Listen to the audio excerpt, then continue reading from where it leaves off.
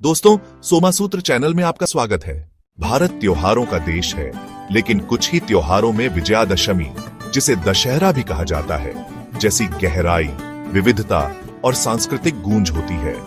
हिंदू महीने अश्विन के शुक्ल पक्ष के 10वें दिन मनाया जाने वाला विजयादशमी सिर्फ एक त्योहार नहीं है, यह कई कहानियों, कई अर्थों और कई उत्सवों का एक संगम है। आज आइए पूरे भारत की यात्रा करें और समझें कि यह दिन विभिन्न धर्मों और समुदायों द्वारा कैसे मनाया जाता है और क्यों विजयादशमी वास्तव में सभी का त्योहार है। हिंदू धर्म में विजयादशमी को आमतौर पर जीत की दो भव्य कहानियों से जोड़ा जाता है। पहली है राक्षस महिषासुर पर देवी दुर्गा की विजय। महिषासुर अहंकार और उत्पीड़न का प्रतीक था, जबकि दुर्गा शक्ति, करुणा और दिव्य शक्ति का प्रतीक थी। 9 रातों तक देवी ने महिषासुर से युद्ध किया और 10वें दिन वे विजयी हुईं।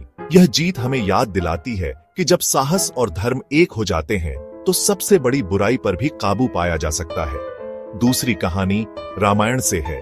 10 सिर वाले राक्षस राजा रावण पर भगवान राम की विजय। राम की जीत सिर्फ शारीरिक नहीं थी, यह अहंकार, छल और अधर्म पर सत्य, विनम्रता और धर्म की जीत का प्रतीक थी। पूरे भारत में इस दिन रावण के पुतले जलाए जाते हैं, जो हमें अपनी आंतरिक बुराइयों, क्रोध, अभिमान और लालच को जलाने की याद दिलाते हैं।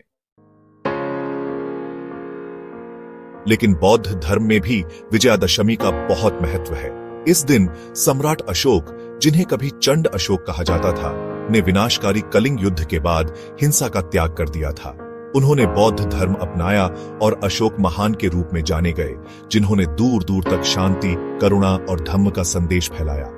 बौद्धों के लिए विजयादशमी युद्ध में जीत के बारे में नहीं है, यह हिंसा, अहंकार और घृणा पर जीत के बारे में है। यह एक याद दिलाता है कि सच्ची ताकत करुणा और अहिंसा में निहित है।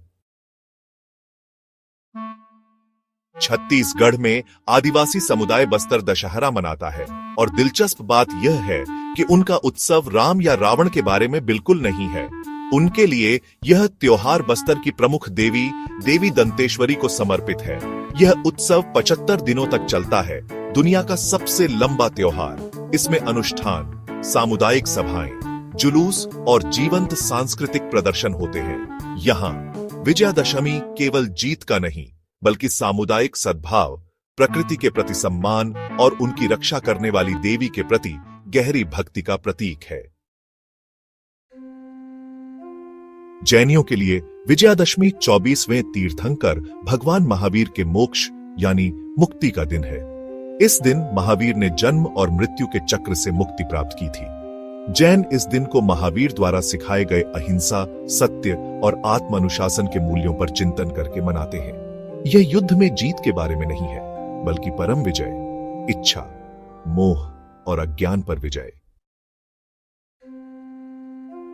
सिख धर्म में विजयादशमी को शस्त्र पूजा यानी हथियारों की पूजा के रूप में मनाया जाता है।